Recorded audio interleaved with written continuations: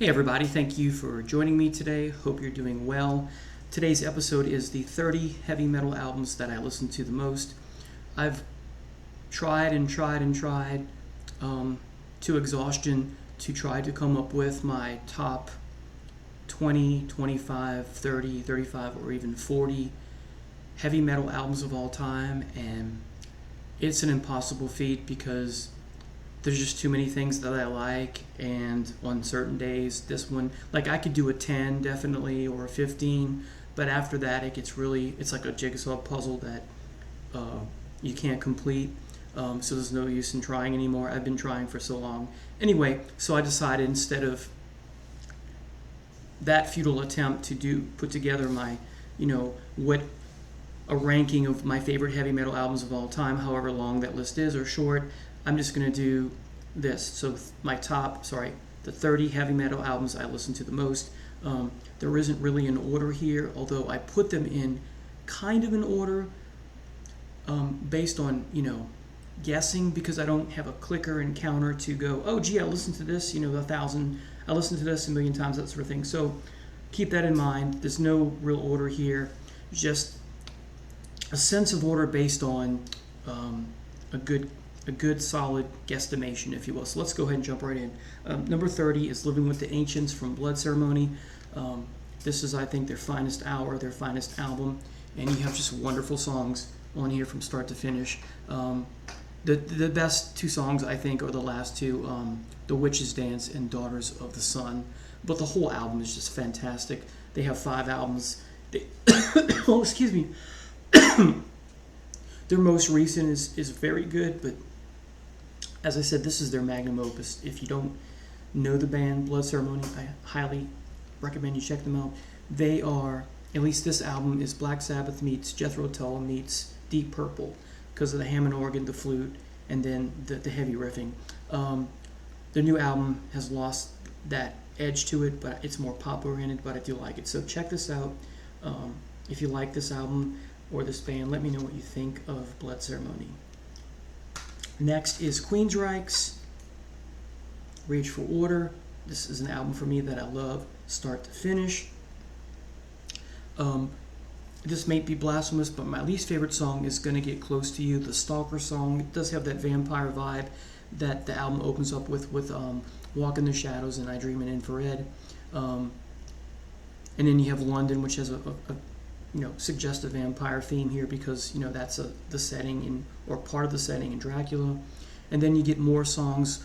Well, you get a couple of songs that remind you of The Warning, because you have that humanity becoming dehumanized from technology. Songs like Screaming in Digital and Chemical Youth and New Regal, Surgical Strike, that sort of thing. So great album.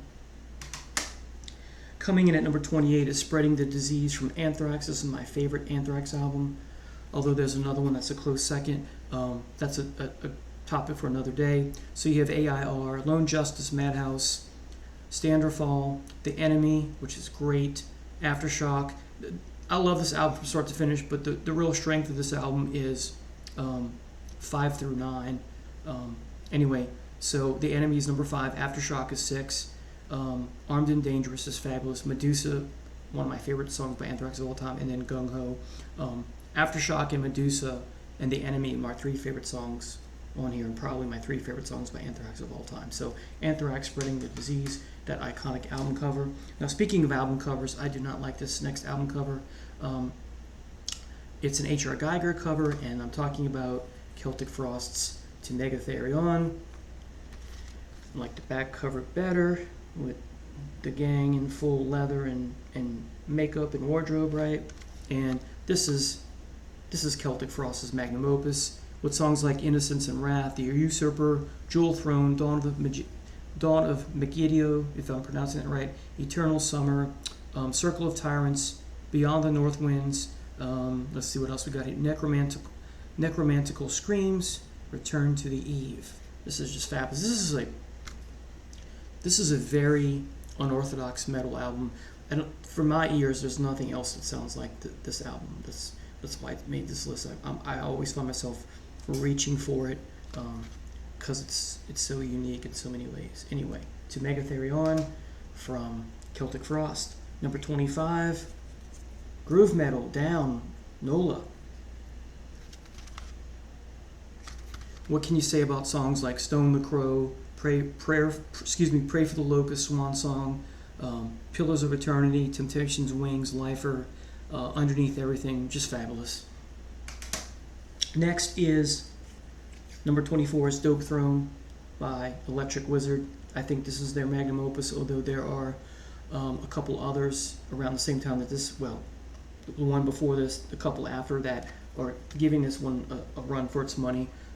But for right now, this is my favorite, and this is the one that I reach for the most of their discography, and one of the heavy metal albums I reach for the most in general. So, Electric Wizard, you have songs like Venom Sabbathy, Funeropolis, Weird Tales, Witchfinder, and Mind Transferal, just to name a few. Of course, the title track, Dope Throne, is great.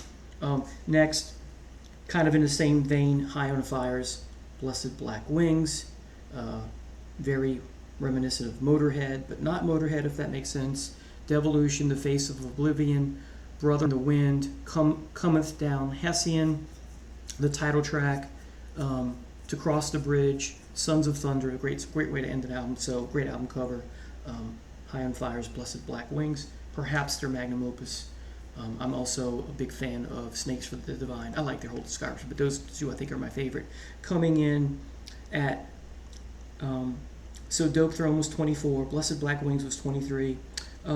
22 is Rain in Blood by Slayer, punk meets metal, right? More metal, of course, and it's a short album, it's like 32 minutes or something like that, and it's just, from start to finish, you're just like being bombarded by this great heavy music. It's fantastic. So Rain in Blood, number 22, of course the title track, even though Rain is spelled different, is fabulous. And it even inspired Tori Amos to do her own version, which is slow and soft, and in some ways even more creepier. Anyway, so Rain in Blood, number 22. Next, number 21 is King Diamond's Abigail, great concept album. I love them, but this is, I think, not a smidge better, but a tad bit better, or a little bit better, excuse me, and great story. I think this is King Diamond in his prime, Abigail and them, I think. The guitar playing, the twin guitar harmonies, and just shredding up a storm is just fabulous. So have to include Abigail because I'm always reaching for it, even though I only have it on MP3 format right now. Next, also only in MP3 format right now, is Accept's Restless and Wild. When I first heard this, I thought, man, this blows Judas Priest away.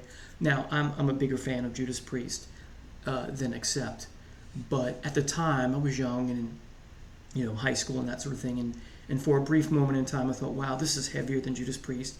In many ways it is, but that doesn't make it better. But that album and Balls to the Wall are my two favorite, and I think Restless and Wild was just amazing from start to finish, and the only Accept album I think that gives Judas Priest a run for its money. It's that good, and just, man, it's just fabulous. So enough said of that. Restless and Wild by Accept, number 20. Number 19, Vulgar Display of Power by Pantera. I'm very fond of Cowboys from Hell. I'm also very fond of Far Beyond Driven. Those are my three favorite, but this is the cat's meow as far as Pantera goes for me. My favorite, I think it's their magnum opus. This is where they changed their style a little bit after Cowboys from Hell. Well, quite a bit. They changed their style, and they were inspired by the local band here in New Orleans known as Exhorder. I just saw they posted a video Exhorder did of a song. I don't know if it's new or not. They only have a few albums. Slaughter in the Vatican comes to mind as their most popular. But I remember when I was bartending, there were two guys in the parking lot. One was upset and one wasn't because they were both Pantera and Exhorder fans. Phil being from here, from New Orleans, of Pantera, and then Exhorder also being here from New Orleans. And they were upset, one of them was upset rather, because Pantera and Exhorder had switched places, meaning Pantera, in releasing Vulgar Display of Power, had taken on the Exhorder sound, and Exhorder's new album was more Pantera-ish. And I thought, well, what are you going to do? It's kind of fun. I don't know. Anyway, so Vulgar Display of Power by Pantera, number 19. Number 18 is Ace of Spades from Motorhead. This and Overkill are my two favorite. But I find myself reaching for this one more often than not. So this is not so much, are these my favorite? Most of them are, if not all of them. But it's about the ones that I listen to the most. That doesn't necessarily make them my favorite. So Ace of Spades. Ace of Spades, a title track. Love Me Like a Reptile. Shoot You in the Back is fabulous. We Are the Road Crew, Fire, Fire, Jailbait. The Chase is Better Than the Catch. The Hammer. And then you have some bonus tracks here. Dirty Love, Please Don't Touch. That's okay. And an Emergency I'm quite fond of. So Ace of Spades coming in at number 18. 17, the sophomore effort from Megadeth. Peace Sells, But Who's Buying? This has got the disc 2 live at the Fantasy Theater, Cleveland, 1987. I highly recommend this if you can get the 2 CD version. Pound You Over the Head with Wake Up Dead. You get The Conjuring, Peace Sells, Devil's Island, Good Morning / Black Friday, Bad Omen, I Ain't Superstition, the cover, and then My Last Words. 8 glorious songs. Great album.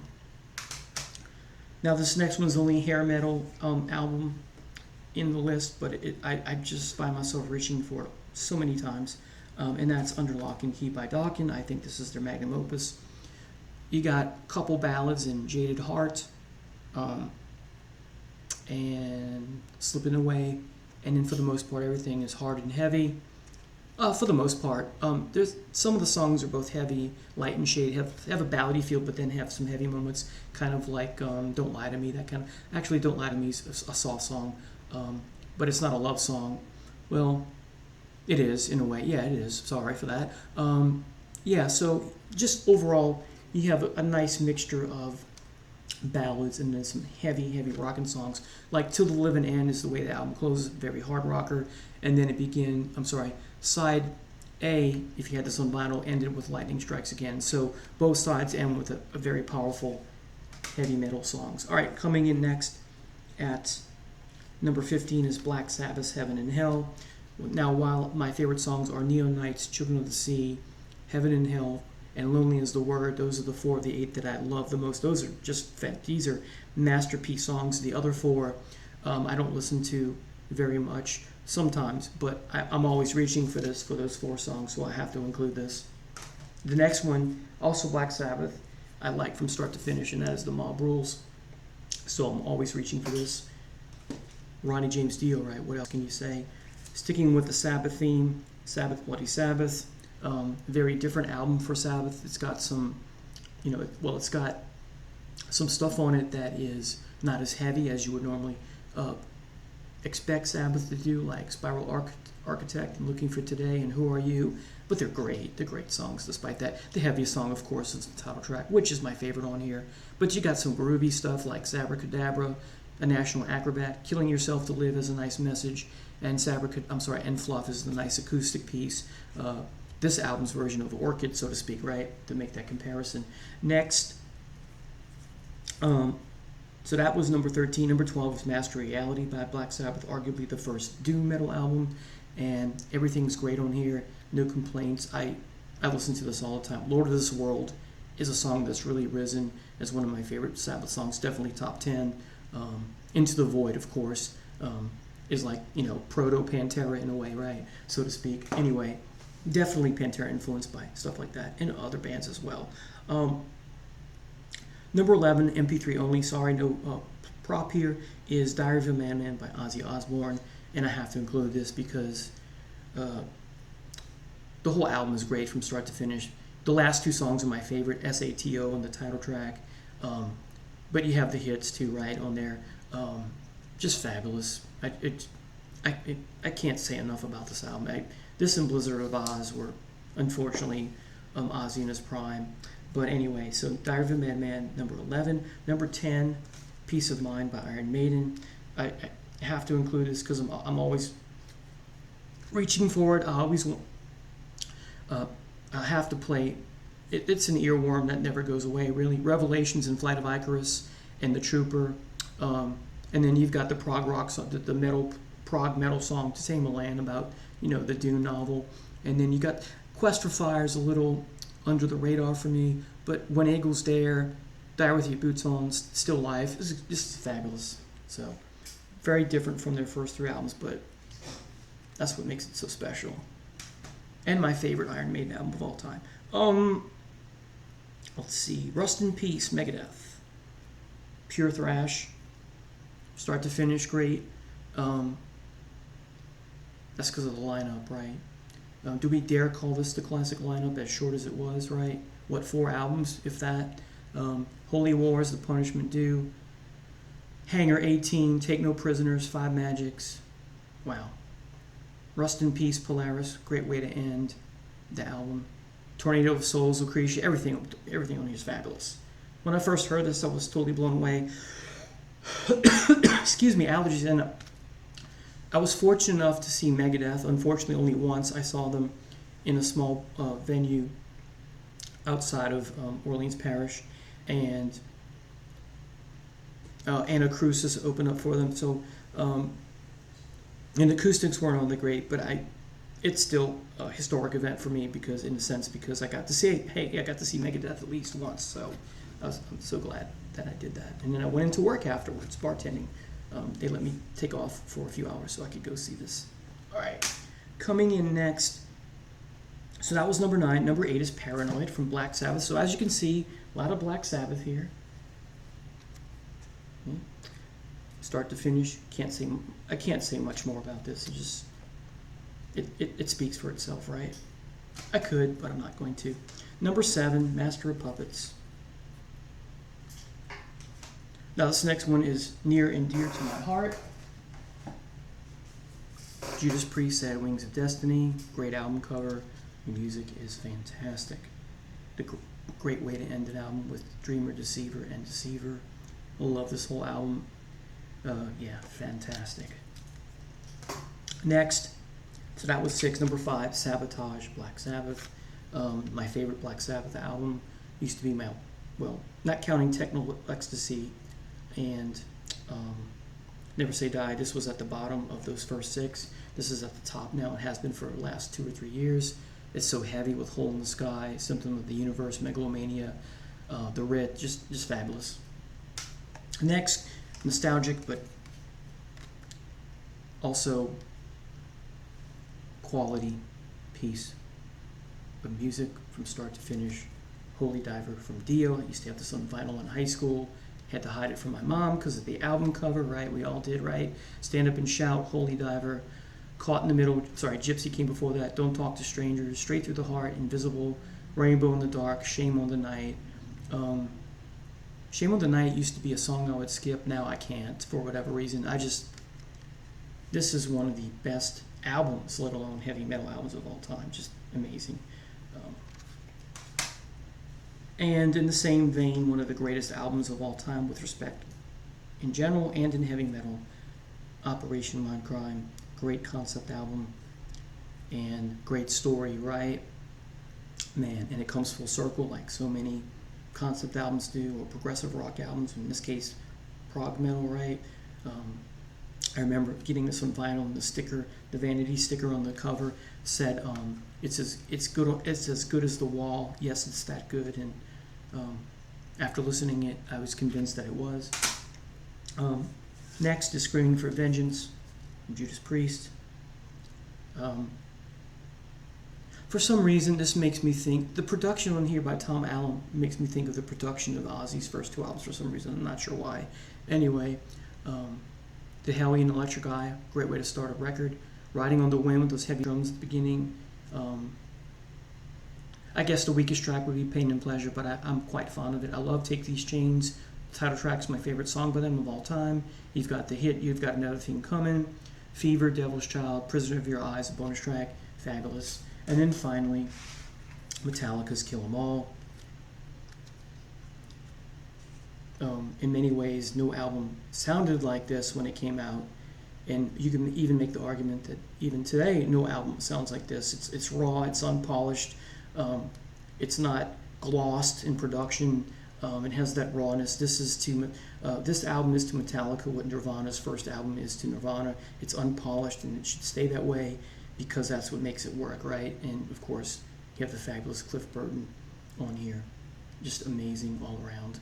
And of course, a lot of songs on here were Dave Mustaine written or co-written, right? So this album's so special. So there you have it, everybody. These are the top 30 heavy metal albums that I reach for the most. Thank you so much for watching. Have a blessed day. Take care now.